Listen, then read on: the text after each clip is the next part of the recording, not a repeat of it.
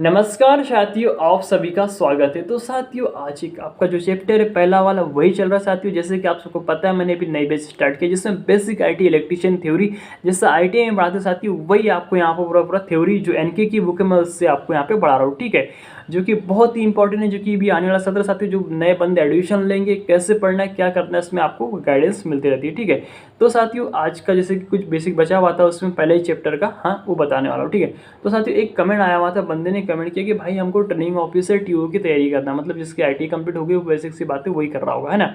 तो भाई देखो यार, ट्रेनिंग ऑफिसर छोटी सी एग्जाम नहीं है, अच्छी एग्जाम है और बहुत स्पेशल एग्जाम है। तो उसके लिए तैयारी भी जम के करना पड़ता है, क्योंकि रिसेंट में 2022-23 में एग्जाम हुआ था, उसमें भी पेपर आया था, अच्छा था, बहुत अच्छा था। ठीक है, तो देखिए अब ट्रेनिंग ऑफिसर अभी आ सकता है, वैकेंसी नोटिफिकेशन हुआ है साथियों, मतलब तैयारी में लग जाइए। जो बंदा आईटी कर चुका है तो उसके लिए ट्रेनिंग ऑफिसर की बहुत अच्छी अपॉर्चुनिटी होती है। ठीक है, बहुत अच्छी जॉब भी होती है। ट्रेनिंग ऑफिसर टीओ होता है, प्रशिक्षण अधिकारी। ठीक है, तो देखिए साथियों मैं आईटीआई की से बात कर रहा हूँ, तो आईटीआई के लिए देखिए ये अभी एक एनके की बुक है, इससे भी बहुत सारे क्वेश्चन उठ जाते हैं। ठीक है, फिर आपको जैसे कि आईटीआई में भी निम्मी पैटर्न्स पढ़ाया जाता है, या फिर निम्मी की बुक से होती है। ठीक है, लेकिन वो उसकी जो लैंग्वेज साथियों काफ़ी खतरनाक है, मतलब कोई कोई पढ़ाते हैं। बाकी साथियों आपको अधिकतर ये अरिहंत की एक आती है, एनके की एक आती है, इससे अधिकतर आपको आईटीआई में पढ़ाने को मिल जाएंगे, फिर पढ़ते बंदे, है ना। फिर साथियों अब जैसे ट्रेनिंग ऑफिसर की तैयारी करना है, ठीक है, तो उसमें कुछ न्यूमेरिकल्स क्वेश्चन भी आते हैं ना। तो वो कहाँ से उठाएंगे भाई, इसमें कुछ मिलते हैं कुछ नहीं मिलते। तो देखिए ये है भैया बेसिक इलेक्ट्रिकल इंजीनियरिंग। तो इसमें साथियों आपका बेसिक इलेक्ट्रिकल का साथ में जो न्यूमेरिकल जो एग्जाम में उठते हैं वो आपको यहाँ से पूरे के पूरे क्लियर हो जाएंगे। एकदम सही फैक्ट बता रहा हूँ साथियों, इसमें बहुत सारे क्वेश्चंस दिए हुए हैं और बहुत ही अच्छी बुक है। अगर जिसको तैयारी करना है तो प्लीज़ इसको जरूर पढ़े। ठीक है, और बहुत ही अच्छे से इसमें लिखा हुआ है। ठीक है, ट्रेनिंग ऑफिसर के लिए भी बहुत ही बेहतरीन है। फिर साथियों जैसे ये सब पढ़ के हो गया, अपना एनके भी हो गया है, ये आईटीआई का ये भी हो गया। ठीक है, उसके बाद में एक बुक में बता रहा हूँ साथियों, बहुत ही कोई भी एग्जाम इलेक्ट्रिकल की, कोई भी एग्जाम डीएमआरसी एलएमआरसी कंपटीशन की, जो भी अपने इलेक्ट्रिकल थ्योरी है, मतलब असिस्टेंट लोको पायलट टेक्नीशियन जितनी भी होती है ना, तो उनके लिए भी ये भैया देखिए ये रुक्मणी प्रकाशन की बुक है, बेस्ट बुक है, बहुत ही अच्छी बुक है। तो इसमें क्या है भैया कि जो अपना 2 साल का कोर्स होता है आईटी का, पूरा इन्होंने कवर किया हुआ है। साथ में इसमें वन लाइनर क्वेश्चन और उसके साथ में उसके जो न्यू टाइप होते हैं, जो भी आड़े तिरछे जैसे भी निकल सकते हैं, जो एग्जाम में कई बार रिपीट हुए, वो सब यहाँ पे दिया हुआ है। ठीक है, तो देखिएगा, ये देखिए ये बहुत सारे इसमें न्यू टाइप दिए हुए, मतलब अपने एग्जाम से रिलेटेड जो आते हैं, कई बार रिपीट भी हुए। ठीक है, और साथियों एक बात ये बताना चाहूँ कि ये पीडीएफ अवेलेबल है ऑनलाइन, आप गूगल पे इसको, ये आपको पूरी की पूरी बुक मिल जाएंगी, वो भी फ्री में, कोई पैसा नहीं देना है, कुछ नहीं देना है। ठीक है, तो भैया टीओ के लिए ये बेस्ट है। फिर साथ में साथियों अगर आप जिसने भी आईटी किया हुआ है, तो भैया आपने अगर नोट्स बनाए होंगे, जब आईटी मन से किया हुआ, ढंग से किया हुआ, तो देखिए मैं जब आईटी कर रहा था साथियों, तब मैंने बहुत अच्छे अच्छे अपने नोट्स बना के रखा, तो मैं अधिकतर उन्हीं को पढ़ता हूँ। क्योंकि साथियों ये जो हम अपनी नोट्स बना के खुद से जब पढ़ते हैं ना, तो आपको जल्दी याद होता है और रिकॉल भी बहुत ही जल्दी हो जाता है। क्योंकि ये देखिए मैं आपको दिखाना चाहूँगा, ये मेरी नोट्स है जब मैं आईटी कर रहा था, तो यहाँ से स्टार्ट किया हो, मतलब। ठीक है, तो ये देखिए ये मेरा पावर जनरेशन का ये 4th सेमेस्टर, उससे मैं सेमेस्टर वाइज चल रहा था, तो ये पावर जनरेशन की नोट्स दिखा रहा हूँ आपको। ठीक है, तो ये देखिए कुछ ऐसे टाइप से मैंने इसको बनाया था। ठीक है, ये देखिए ये ऐसा नोट्स बनाया हुआ है। ठीक है, ये देखिएगा, तो ये आपको अपनी नोट्स भी प्रिपेयर करना पड़ेगा। ठीक है, फिर साथियों अगर आपको जैसे इसमें और मैं आपको दिखाना चाहूँगा, ये भी मेरे नोट्स हैं। ठीक है, ये देखिए ये सब नोट्स, अपनी नोट्स क्या ज़रूरी है, नोट्स बहुत ही ज़रूरी है, इनसे आपको पढ़ना चाहिए। ठीक है, ये देखिएगा।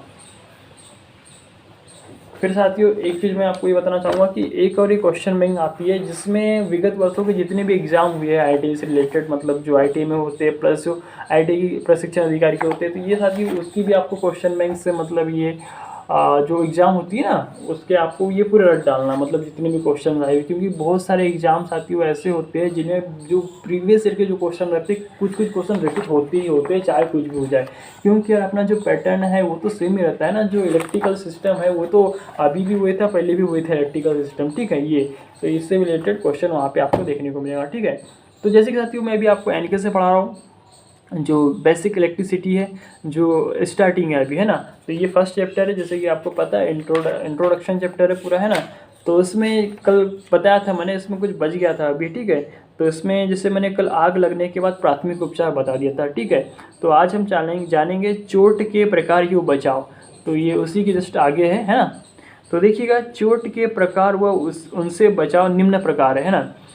कट जाना तथा रगड़ खाना, खुरदरी सतह के किनारों, लकड़ी के पतले टुकड़ों तथा तेल या नुकीले सिरे जो बाहर के तरफ आए हो से चोट लगने का डर बना रहता है। इनसे बचने के लिए चमड़े के दस्ताने पहनकर कार्य किया जाता है।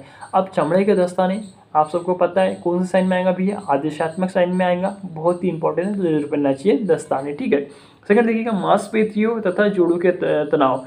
लोड को अचानक तथा गलत ढंग से उठाने के कारण मांसपेशियों तथा जोड़ों में तनाव आ जाता है, जैसे मुड़कर या झटका देने के कारण, अतः रीढ़ को सीधा कर रखते हुए बोझ उठाना चाहिए, ठीक है।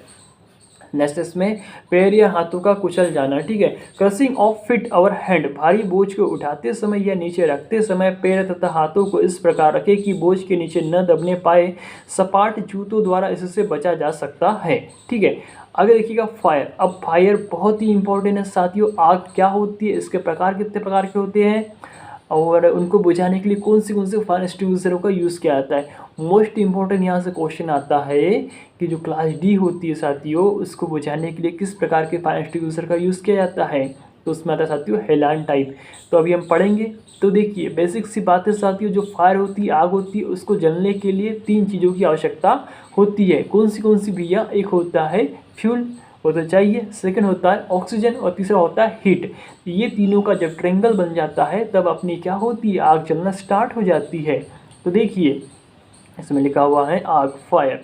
किसी ज्वलनशील पदार्थ का जलना ही अग्नि है। इससे प्रकाश से तीव्र गर्मी उत्पन्न होती है। आग के लिए ऑक्सीजन, ईंधन और फ्यूल मतलब आवश्यक तत्व होते हैं, ठीक है, आवश्यक होता है। आग लगने के कारण, अब आग किस किस कारणों से लगती है। कारखानों में आग लगने के कारण निम्न प्रकार है। विद्युतीय तारों को ढीला न होना। देखिए भैया, जब विद्युतीय तार अगर ढीले हो गए तो स्पार्क होगा तो वहाँ का जो भी मटेरियल है चिंगारी से गर्म हो जाएगा और वहाँ पे आग लग जाएगी, ठीक है। विद्युतीय तारों पर अधिक लोड का होना, जिससे क्या होगा, अपनी कंडक्टर या फिर जो भी केबल है पिघल जाएगी और आग पकड़ लेगी, ठीक है। बिजली के शॉर्ट सर्किट होने से भी क्या होता है, देखिए साथियों इसमें एक बेसिक सा क्वेश्चन आता है कि जब कंडीशन हो शॉर्ट सर्किट तो उस कंडीशन में अपना करंट और रेजिस्टेंस क्या होता है। तो देखिए ये बहुत ही इंपॉर्टेंट क्वेश्चन है कि जब शॉर्ट सर्किट की कंडीशन आती है तो उस समय करंट क्या हो जाता है, इन्फिनिटी हो जाता है और रेजिस्टेंस क्या हो जाता है, ज़ीरो हो जाता है। लेकिन जिससे इसका जस्ट अपोजिट जो ओपन सर्किट होता है साथियों, उसमें क्या होता है, रेजिस्टेंस इन्फिनिटी हो जाता है, करंट क्या हो जाता है, जीरो हो जाता है। साथियों नोट करिएगा, ये बहुत ही इंपॉर्टेंट क्वेश्चन है, कई बार एग्जाम में आया है कि शॉर्ट सर्किट कंडीशन में करंट क्या होता है, इन्फिनिटी हो जाता है, रेजिस्टेंस क्या होता है, जीरो हो जाता है। आगे देखिएगा, कारखानों में धूम्रपान करने से, तो पता है आपको स्मोक नहीं करना है, नो स्मोकिंग जोन रहता है, ठीक है। तेल चलने वाली मशीनों में तेल का न होना, ठीक है। अगर देखिए मैं आपको इससे रिलेटेड एक बात बता रहा हूँ, बहुत ही अच्छी बात लिखी हुई भैया ने, तेल चलने वाली मशीनों में तेल का ना होना। तो देखिए जो अपना इलेक्ट्रिकल सिस्टम में एक होता है ट्रांसफार्मर, वो बहुत ही इंपॉर्टेंट डिवाइस होता है जिससे हमारे घर में सप्लाई आती है, ठीक है। तो मैं ये बताना चाह रहा हूँ आपको कि जो ट्रांसफार्मर होता है वो ऑयल फील्ड होता है, मतलब कि उसके अंदर में ऑयल भरा हुआ होता है। अब भैया हम उसको मान के चलो लीकेज हो गया, ऑयल गर्म हो गया बहुत ज़्यादा, मतलब या फिर ऑयल ख़त्म हो गया, और उसके बाद भी अगर ट्रांसफार्मर चल रहा है तो वो क्या हो जाएगा, जल जाएगा ना भैया। उसकी जो अंदर में वाइंडिंग्स रहती है वो क्या हो जाएंगी, पूरी की पूरी फूक जाएगी। क्यों फूक जाएगी भैया, जब उस पर लोड चलेगा और ऑयल नहीं रहेगा तो अपनी क्या होगा, ट्रांसफार्मर जल जाएगा। क्योंकि ऑयल का काम ही साथियों उसको इंसुलेशन प्रदान करता है तथा उसको कूलेंट प्रदान करता है। कौन, ऑयल, जो कि इसमें क्या होता है, सिंथेटिक नेफा ऑयल भरा होता है ट्रांसफार्मर के अंदर। तो इसीलिए तेल से चलने वाली मशीनों में तेल का ना होना यह भी एक कारण होता है आग लगने का, ठीक है। आगे देखिएगा, ज्वलनशील पदार्थों का ध्यान न रखने से, पेट्रोल डीजल इनको आप कहीं भी रख दें, मतलब वहाँ पे और वहाँ पे माचिस स्मोक करने बैठ जाए तो आग लग सकती है, ठीक है। आगे देखिएगा नेक्स्ट इसमें दिए आग के प्रकार, टाइप्स ऑफ फायर, बहुत ही इंपॉर्टेंट है। यहाँ से भी एक क्वेश्चन बनता ही बनता है, 100% बनता है, कई एग्जाम में बनता है कि भैया जो आग होती है उसको मतलब कितने प्रकार की होती है, class A, class B, class C, class D, ठीक है। ये 4 प्रकार की आग होती है। फिर इनको जो बुझाने के लिए कौन से फायर एक्सटिंग्विशर का यूज़ किया जाता है उनके बारे में भी बहुत ही इंपॉर्टेंट है। चलिए देखिएगा, क्लास ए प्रकार की आग है ना, तो लकड़ी, कागज, कपड़े और ठोस पदार्थों में लगी आग को बुझाने मतलब आग की श्रेणी ए प्रकार की आग में आता है। लकड़ी, कागज, कपड़ा, ठोस, ये सब क्या में आती है साथियों, क्लास ए की फायर में आती है, ठीक है।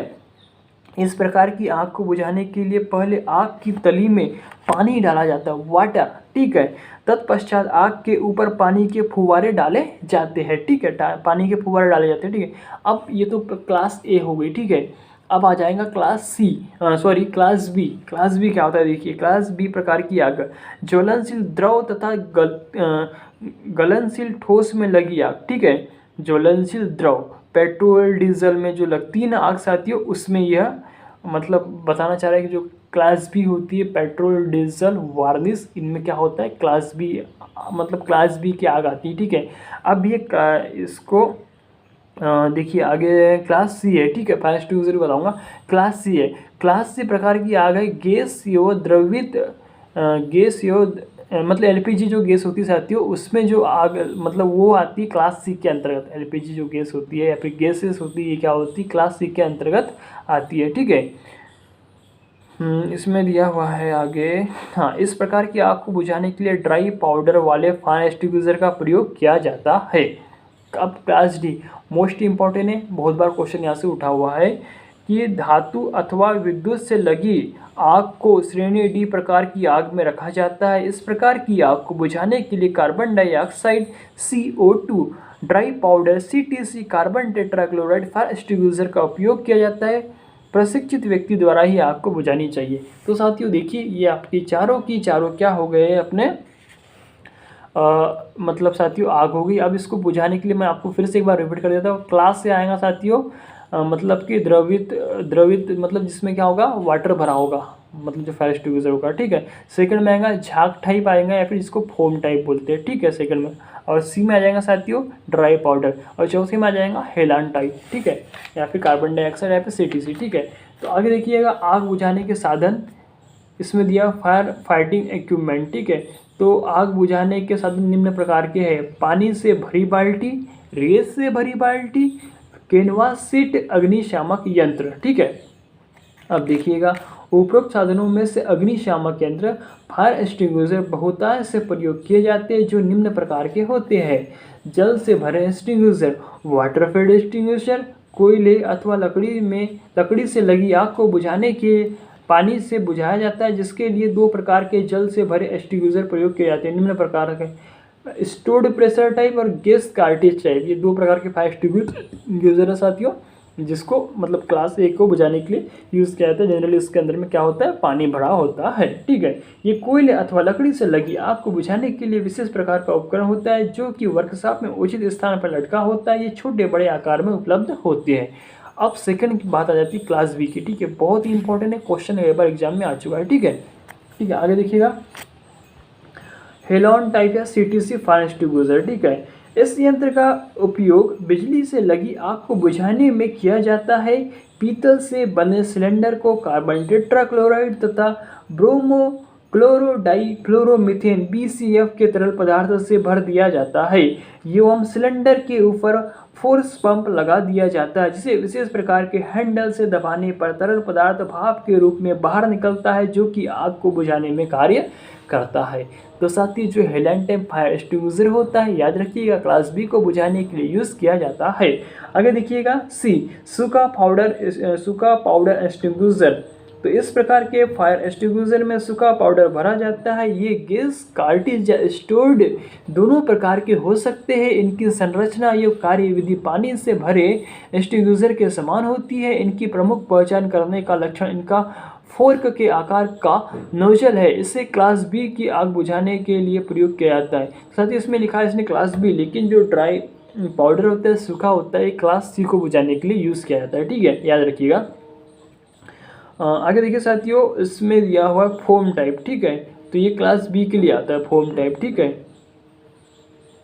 फोम संग्रहित दाब या गैस कार्टेज प्रकार की होती है। ज्वलनशील रहित द्रव आग तथा रनिंग तेली आग के लिए प्रयुक्त किया जाता है। इसे विद्युत उपकरण में लगी आग के लिए इस्तेमाल नहीं करना चाहिए। इसमें दो कंटेनर होते हैं, एक बाह्य तथा दूसरा आंतरिक। बाह्य कंटेनर में सोडा बाइकार्बोनेट का घोल तथा आंतरिक कंटेनर में एल्यूमिनियम सल्फेट का घोल भरा होता है। पहचान के लिए इसकी बॉडी पर भूरे रंग के हाथ का चिन्ह बना हुआ होता है, ठीक है। तो ये जो फोम टाइप क्लास बी में आएगा याद रखिएगा, इंपॉर्टेंट है।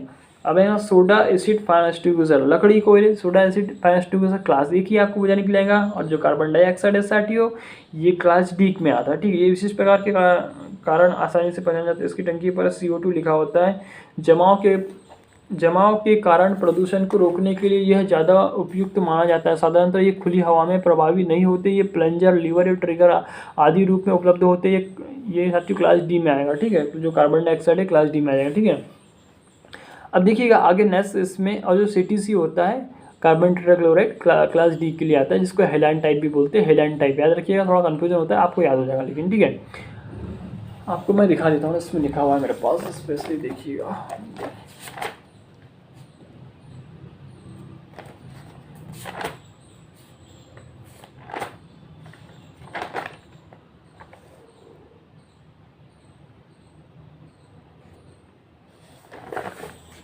ये देखिए साथियों, इसमें लिखा हुआ है, आपको दिख जाएगा पूरा।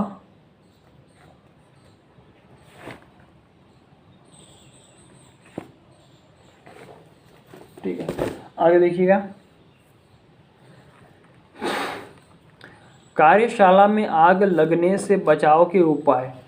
ठीक है, तो ये इम्पोर्टेंट है, यहाँ से भी मतलब पता तो रहना चाहिए आपको साथियों क्यों होता है, कैसे होता है। ठीक है, आगे देखिएगा, कार्यशाला में विभिन्न प्रकार के कार्य होते हैं, जिसमें विद्युतीय संबंधी कार्य भी होते हैं, तथा कार्यशाला में विभिन्न प्रकार के स्नेहक पदार्थ व अन्य ज्वलनशील पदार्थ भी पड़े रहते हैं। इसलिए कार्यशाला में कार्य करते समय जरा सी असावधानी बरतने से भयंकर आग लग सकती है। अतः उस समय निम्नलिखित बिंदुओं का ध्यान रखना चाहिए। तो भैया कौन से बिंदु है, वो क्या याद रखना चाहिए, इसमें दिया हुआ है। स्नेहक तेल व अन्य ज्वलनशील पदार्थ का मुख्य कार्यशाला से अलग भंडार होना चाहिए, जिसे आग लगने पर वे इससे दूर रहे। कार्यशाला में तेल व अन्य चिकने पदार्थ से भरे कपड़े व जूट जगह जगह पर न बिखरे हो, इनसे शीघ्र आग लग सकती है। इस तरह के कपड़े व जूट को एक कचरा पात्र में इकट्ठा करे हुआ, आवश्यक न होने पर इन्हें दूर फेंक दें। कार्यशाला में विद्युत फिटिंग सही होनी चाहिए। फिटिंग के तार नंगे होने, कनेक्शन के जोड़ ढीले होने से चिंगारी उत्पन्न होकर आग लगने का कारण बना हुआ रहता है। कार्यशाला में मशीनों के अनुसार उचित विद्युत लोड होना चाहिए। क्षमता से अधिक करंट लेने पर तारों में आग लगने का भय रहता है। विद्युतीय कार्यों में प्रयुक्त औजारों व तारों पर पर्याप्त इंसुलेशन होना चाहिए। यदि पर्याप्त इंसुलेशन न हो तो तारों आदि को बदल देना चाहिए। खुले तारों के आपस में मिलने से चिंगारी या आग लग सकती है। ठीक है, आगे देखिएगा, कार्यशाला में धूम्रपान नहीं करना चाहिए, क्योंकि बीड़ी सिगरेट के जले हुए टुकड़े इधर उधर फेंक दिए जाते हैं, जो कई बार आग लगने का प्रमुख कारण बन जाते हैं। ठीक है, कार्यशाला में खुली आग कभी नहीं जलाना चाहिए, क्योंकि छोटी सी चिंगारी भयंकर आग का कारण बन सकती है। वेल्डिंग के गैस सिलेंडर हमेशा निश्चित और सुरक्षित स्थानों पर ही रखें। तो साथियों बहुत ही इंपॉर्टेंट है, याद रखिएगा। ठीक है, आगे देखिएगा साथियों,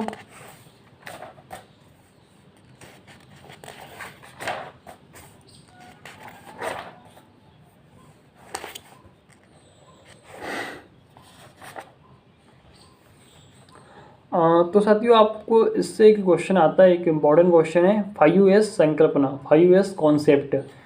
तो ये एग्ज़ाम मतलब जो अभी TO की एग्ज़ाम हुआ था साथियों, उसमें क्वेश्चन आया था 5S संकल्पना, मतलब 5S क्या होता है। इसमें ये वाले एस का मतलब जो सेकंड एस है, फर्स्ट एस है, थर्ड एस है, 5S जो भी है उनमें इसका एस का इनका क्या मतलब होता है। ठीक है, तो देखिएगा ये जो 5S संकल्पना है बहुत ही इंपॉर्टेंट साथियों, जिससे कि आप देख पा रहे हैं 5S। ठीक है, तो ये याद रखिएगा, एग्जाम में कई बार इससे रिलेटेड क्वेश्चन आ जाता है, और एग्जाम में आया भी हुआ है। ठीक है, या फिर जो कोई कंपटीशन की एग्जाम भी होती है उसमें भी यहाँ से क्वेश्चन उठता है। ठीक है, तो देखिए मैं इसको आपको बता रहा हूँ क्या होता है।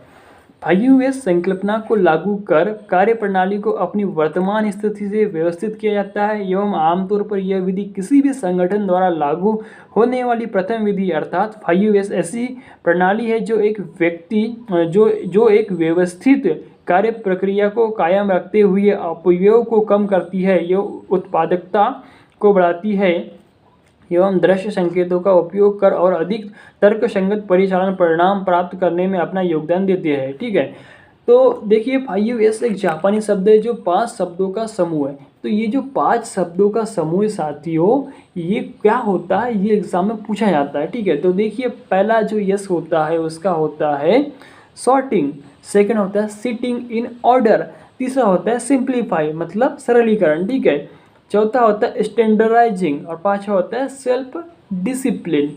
तो ये याद रखिएगा, ये पांचों के पांचों एग्जाम में इनमें से क्वेश्चन टपक जाता है कि इस एस का क्या नाम है या क्या होता है। ठीक है, तो sorting, sitting in order, simplifying, standardising, self discipline. तो पहला है छटनी, जिसको बोलते हैं हम सॉर्टिंग। तो चलिए इसके बारे में मैं आपको पढ़ के सुना रहा हूँ साथियों।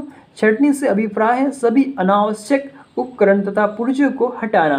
कारखाने के प्रत्येक पुर्जे का निरीक्षण करके उन सभी पुर्जों को हटाए जो आवश्यक नहीं है। सेकंड आएगा क्रम निर्धारण, जिसको बोलते हैं sit in order, sitting in order. ठीक है, प्रत्येक वस्तु के लिए एक निर्धारित जगह होनी चाहिए तथा प्रत्येक वस्तु अपने स्थान पर होनी चाहिए। वस्तु का स्थान उस स्थान से नज़दीक होना चाहिए जहां वस्तु का अधिकतम प्रयोग होता है, ताकि मजदूरों को बार बार उसी क्रम को खोजने में समय व्यर्थ नहीं करना पड़े। चौथा साथियों सरलीकरण, सिंप्लीफाइंग, उत्पादन की सारी प्रक्रिया सरल एवं स्पष्ट होनी चाहिए।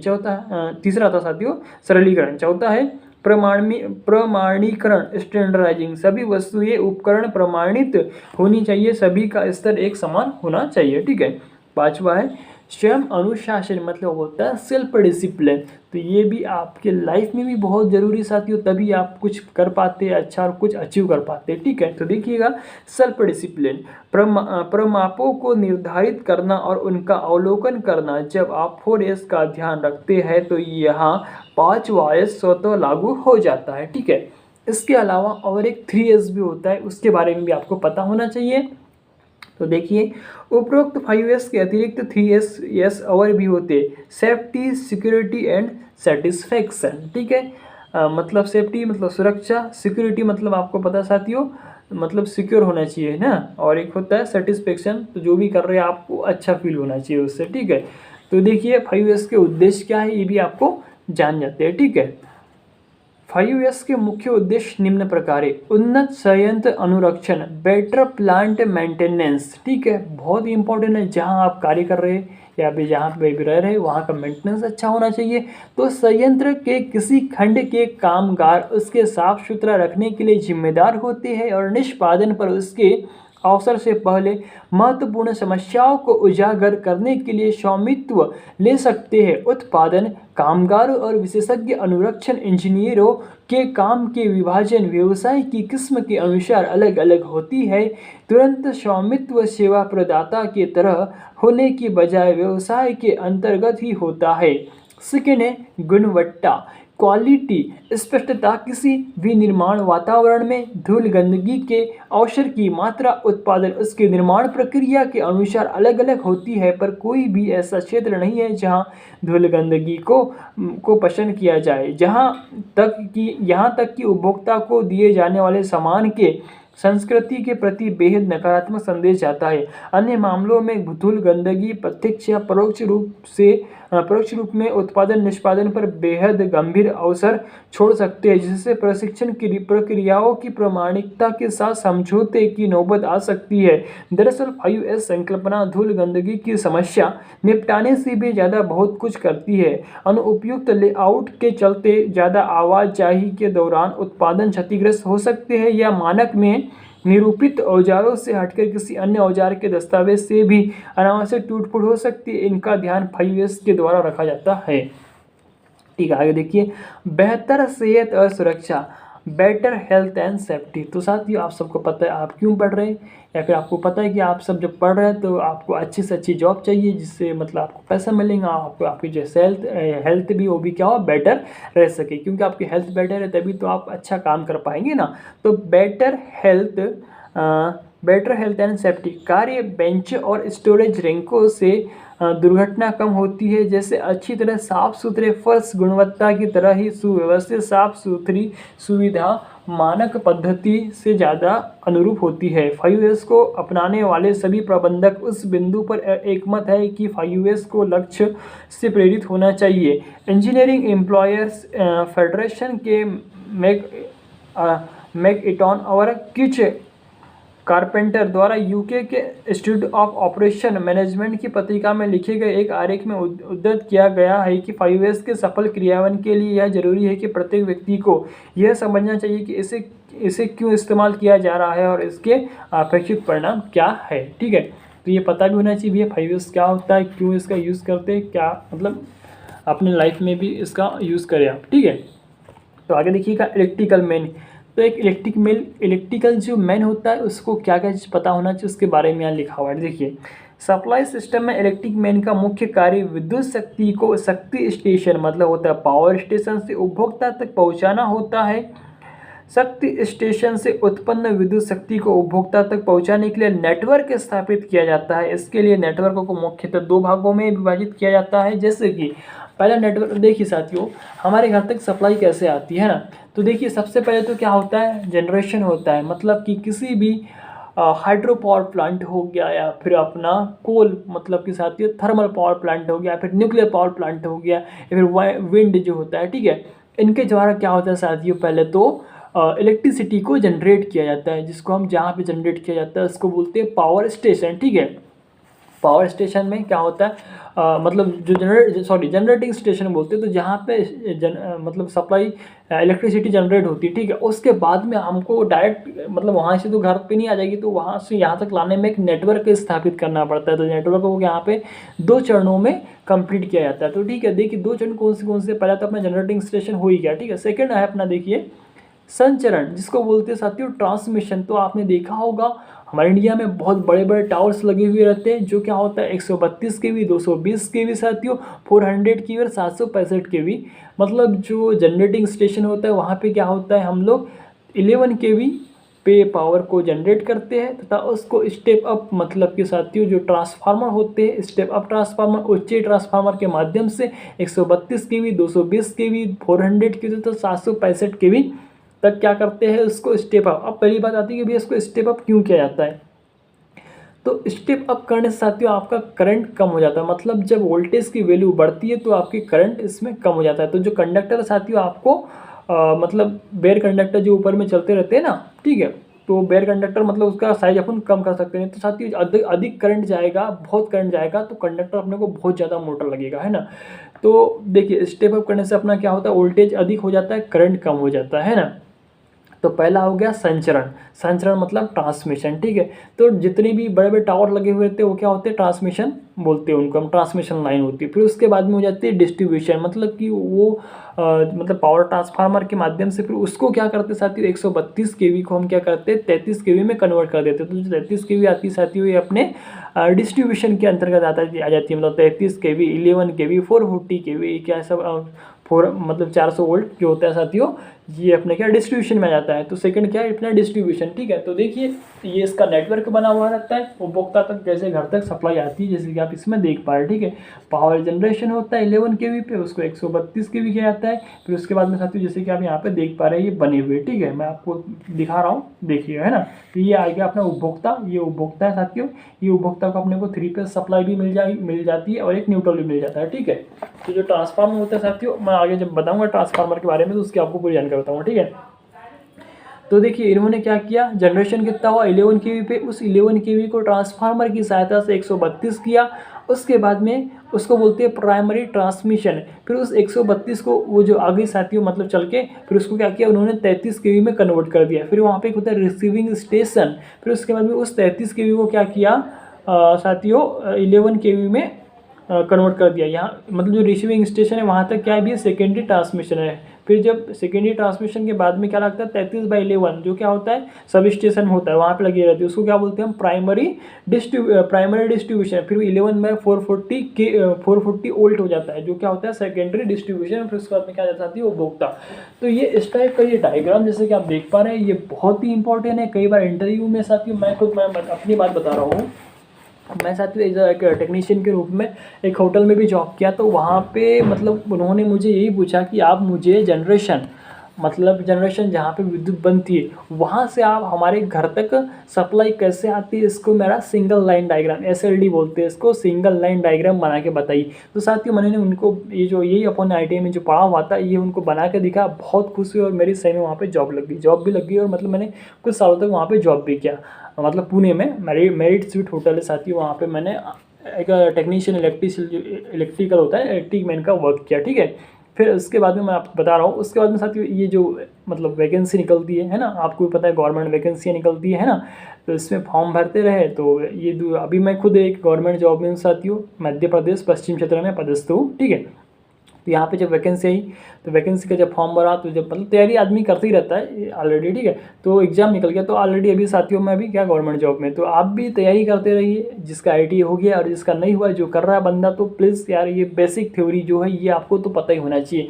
तो जो ITI कर रहा है ये NK की बुक बहुत बढ़िया है, मतलब बेसिक तो भैया बेसिक तो पढ़ना ही पड़ेगा ना आपको किसी न किसी बुक से, ठीक है। तो ये अपना पावर जनरेशन, ट्रांसमिशन, डिस्ट्रीब्यूशन, क्योंकि जो साथियों अपनी कंपनी भी है होती है मतलब 3 रूप में होती है, मतलब एक जनरेटिंग स्टेशन जिसको बोलते हैं पावर जनरेशन की जो सब मतलब बोलते हैं, फिर होती है ट्रांसमिशन की बोलते हैं, फिर मतलब डिस्ट्रीब्यूशन की, है ना। तो ये 3 कंपनियां होती है, ठीक है।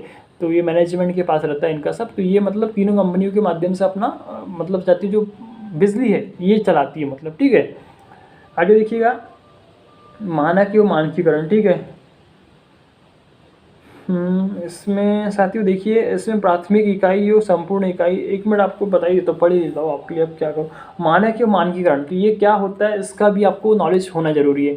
तो जो साथियों क्वालिटी होती है किसकी, मटेरियल की, तो वो उसका एक स्टैंडर्ड होता है। तो इंडिया का क्या है साथियों, BIS, bureau of Indian standard, उसके मानक के हिसाब से जो भी मतलब सामान लेंगे आपको उसकी जो क्वालिटी मिलेंगी अच्छी मिलेंगी, ठीक है। तो देखिए मैं आपको इसमें पढ़ के सुना रहा हूँ क्या लिखा हुआ है, बहुत ही बेहतरीन लिखा हुआ है, ठीक है। देखिएगा किसी तंत्र, प्रक्रम, सेवा या उत्पादन के बारे में निर्धारित आवश्यक मापदंड को मानक स्टैंडर्ड कहा जाता है। मानक प्राय एक दस्तावेज के रूप में होते हैं। किसी भी देश में निर्मित सामग्री, औजार, उपकरण एवं निश्चित मानक में होने चाहिए। इस आवश्यकता की पूर्ति के लिए कई संगठन बनाए गए हैं।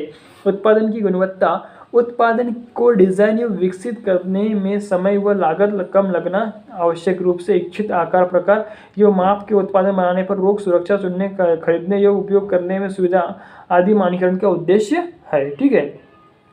भारतीय वस्तुओं के स्थानीय और अंतर्राष्ट्रीय बाजार में विक्रय के लिए कुछ निश्चित मानकीकरण विधियां आवश्यक है। भारतीय मानक bureau BIS, bureau of Indian standard, अपनी विभिन्न वस्तुओं के लिए पुस्तिकाओं द्वारा निर्देशित करता है कि बिजली के उपकरण, मशीन आदि सभी BIS या फिर ISI प्रमाणित होने चाहिए। विभिन्न देशों के स्टैंडर्ड संगठन निम्न प्रकार है। तो साथियों ये एग्जाम में कई बार क्वेश्चन भी पूछता है यार कि BIS का मतलब क्या होता है, ISI का क्या होता है, ठीक है। तो देखिए मैं आपको इसमें दिखा रहा हूँ, BIS, bureau of Indian standard, इसको बोला जाता है। एक होता है ISO, अंतर्राष्ट्रीय मानक संगठन, अंतर्राष्ट्रीय मानक संगठन, इंडियन स्टैंडर्ड ऑर्गेनाइजेशन, ठीक है। GIS, जापान का व्यवसायिक मानक जापान। BSI, ब्रिटिश स्टैंडर्ड था ब्रिटेन। DIM, ड्यूस स्टैंडर्ड मैन, जर्मनी, ठीक है। आगे देखिएगा GOST, रूस का स्टैंडर्ड संगठन। ASA, American standard association. ASTM, USA standard, ठीक है। तो साथियों ये बेसिक है, आपको याद रहना चाहिए, एग्जाम में पूछा जाता है, ठीक है। आगे साथियों इसमें मैं आपको दिखाना चाहूँगा इकाइयों की प्रणाली। तो आप सबको पता है कि हमारे इसमें यूनिट्स भी होती है, करंट की इकाई, मतलब करंट को काय में मापते हैं, आपको पता है एम्पियर में नापते हैं, वैसी लंबाई को काय में नापते हैं साथियों, है ना।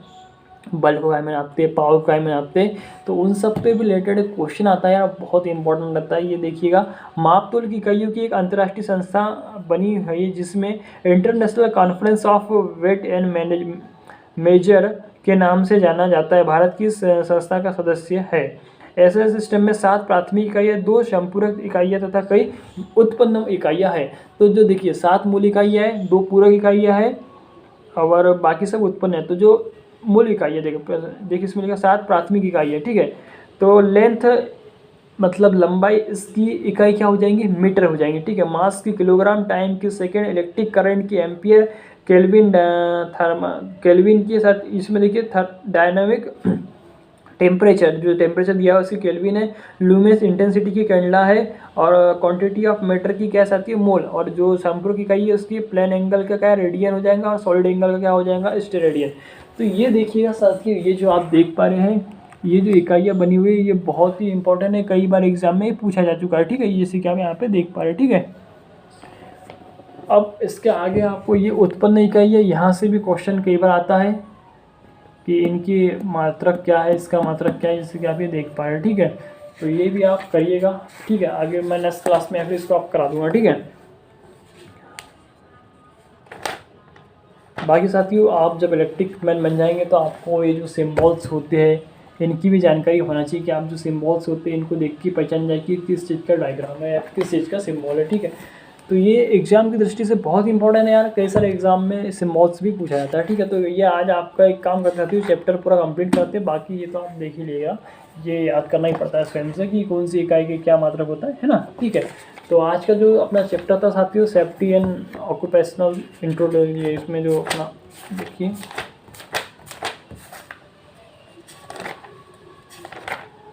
ट्रेड का परिचय जो अभी हमने पढ़ा, trade introduction occupational safety and health, ठीक है। तो ये आज का चैप्टर यहीं कंप्लीट करते हैं। आई होप साथियों ये वीडियो आपको अच्छा लगा हो, और साथियों मैं आपको बताना चाहूँ कि इस पर जो मतलब नेक्स्ट को आएगा तो ये मैं मतलब जो इलेक्ट्रिकल इंजीनियरिंग का बेसिक इलेक्ट्रिकल क्या होता है, आइटम क्या होता है, वो सब इसमें भी डालते रहूँगा, ठीक है।